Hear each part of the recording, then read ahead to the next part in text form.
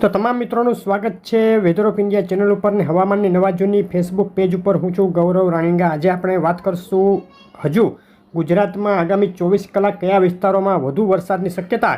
ગત 24 કલાક દરમિયાન ગુજરાતના કુલ 191 તાલુકામાં વરસાદ નોંધાયો છે, જેમાં સૌથી વધુ વરસાદ આણંદ જિલ્લો, ભાવનગર, અમદાવાદ જિલ્લો, વડોદરા, ખેડા, જૂનાગઢ જિલ્લો, જામનગર અને અમુક વિસ્તારો દેવભૂમિ, દ્વારકા જિલ્લો, ભરૂચ અને વલસાડ જિલ્લાના અમુક વિસ્તારો અને સુરત આટલા વિસ્તારોમાં વધુ વરસાદ નોંધાયો છે। સૌથી વધુ વરસાદ આણંદના ખંભાતમાં 102 મિલીમીટર એટલે કે 4 ઇંચ જેટલો, જ્યારે ભાવનગરમાં 3 ઇંચ અને તે સિવાયના જે જિલ્લા આપણે કહ્યા તેના તાલુકામાં 2 થી 3 ઇંચ સુધીનો વરસાદ નોંધાયો છે।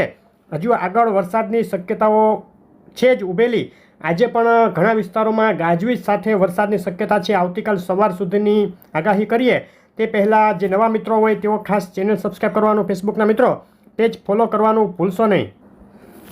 છેલ્લી 24 કલાકના સેટેલાઇટ પિક્ચર ઉપર નજર કરીએ તો સૌરાષ્ટ્રમાં ઘણા વિસ્તારોમાં તેમજ કચ્છ અને દક્ષિણ ગુજરાતના વિસ્તારોમાં, મધ્ય ગુજરાતમાં ગાજવીજવાળા વાદળો જોવા મળ્યા હતા અને ગાજવીજનું પ્રમાણ આ વિસ્તારોમાં વિશેષ રહ્યું હતું। સિસ્ટમની વાત કરીએ તો 500 HPA ઊંચાઈનો ચાર્ટ અત્યારે તમે જોઈ રહ્યા છો, જે વેસ્ટર્ન ડિસ્ટર્બન્સ સિસ્ટમ હતી તે આ વિસ્તારો ઉપર હજુ પણ સ્થિત છે અને ધીમી ગતિએ પશ્ચિમ દક્ષિણ દિશા તરફ આગળ વધી રહી છે, પરંતુ હજુ આગામી 24 કલાક આ સિસ્ટમની અસર ગુજરાત ઉપર રહેવાની છે। 700 HPA ઊંચાઈનો પવનનો ચાર્ટ જોઈએ તો એક બહોળું સર્ક્યુલેશન વેસ્ટર્ન ડિસ્ટર્બન્સ સિસ્ટમ જ્યાં છે પૂર્વ રાજસ્થાન, મધ્યપ્રદેશ લાગુ વિસ્તારો ત્યાંથી લઈ અને અરબ સાગર સુધી લંબાઈ રહ્યું છે અને આ સર્ક્યુલેશન હજુ આગામી 24 કલાક સુધી આ વિસ્તારો ઉપર સક્રિય રહી શકે છે।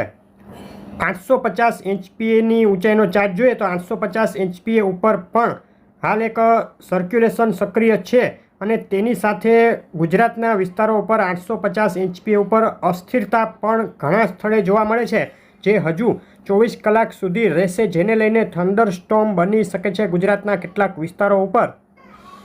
સરફેસ લેવલનો ચાર્ટ જોઈએ તો સરફેસ લેવલ ઉપર પણ અસ્થિરતાનો માહોલ ગુજરાતમાં જોવા મળી રહ્યો છે। આજે બપોર બાદથી અસ્થિરતા ઘણા વિસ્તારોમાં છે, જે પણ થંડરસ્ટોર્મ બનવાનું કારણ બની શકે। આવતીકાલ સવાર સુધી હજુ પણ આ અસ્થિરતા સરફેસ લેવલ ઉપર યથાવત રહી શકે છે। વરસાદની વાત કરીએ તો આજે 8 મે અને આવતીકાલે 9 મેની સવાર સુધીમાં ગુજરાતના કયા વિસ્તારોમાં વધુ શક્યતા તેની વાત કરીએ આપણે તો ગઈકાલના જે વિસ્તારો હતા, જૂનાગઢ જિલ્લાના, અમરેલી જિલ્લો અમુક વિસ્તારો, રાજકોટ જિલ્લાના વિસ્તારો, જામનગરના વિસ્તારો, પોરબંદરના જે અંદરની સાઈડના વિસ્તારો છે તે અને અમુક વિસ્તારો દરિયાકાંઠા વિસ્તારના પણ આ વિસ્તારોમાં આજે પણ થંડરસ્ટોર્મ બનવાની શક્યતાઓ વધુ રહેલી છે। તેની સાથે સાથે મધ્ય ગુજરાતમાં પણ અમુક વિસ્તારોમાં અમદાવાદ, ખેડા, આણંદ, ગાંધીનગર, પંચમહાલ આસપાસના વિસ્તારો તેમજ ઉત્તર ગુજરાતમાં બનાસકાંઠા, પાટણ, મહેસાણા, અરવલ્લી સુધીના વિસ્તારો જે છે, સાબરકાંઠા, ત્યાં પણ થંડરસ્ટોર્મ બનવાની શક્યતાઓ રહેલી છે। બોર્ડર વિસ્તારો ઉપર પણ થંડરસ્ટોર્મનું જોર આવતી 24 કલાક હજુ રહી શકે। ખાસ કરીને આજે બપોર બાદથી રાત સુધીમાં વધુ શક્યતાઓ રહેશે। કચ્છના પણ વિસ્તારોમાં આજે પણ થંડરસ્ટોર્મ બની શકે, વરસાદ ચાલુ રહી શકે।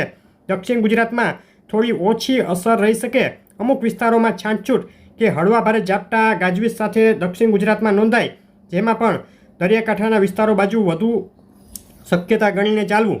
ટૂંકમાં સૌરાષ્ટ્ર બાજુ, કચ્છ બાજુ વધુ જોર રહેશે અને ઉત્તર ગુજરાત બાજુ વધુ જોર રહેશે। અમુક વિસ્તારોમાં 1 થી 2 ઇંચ અને ખૂબ છૂટાછવાયા સીમિત વિસ્તારોમાં 2 ઇંચથી વધુ વરસાદની શક્યતા ગણીને ચાલવું। ખૂબ અતિ ભારે વરસાદ પડે તેવી શક્યતાઓ ઓછી દેખાઈ રહી છે।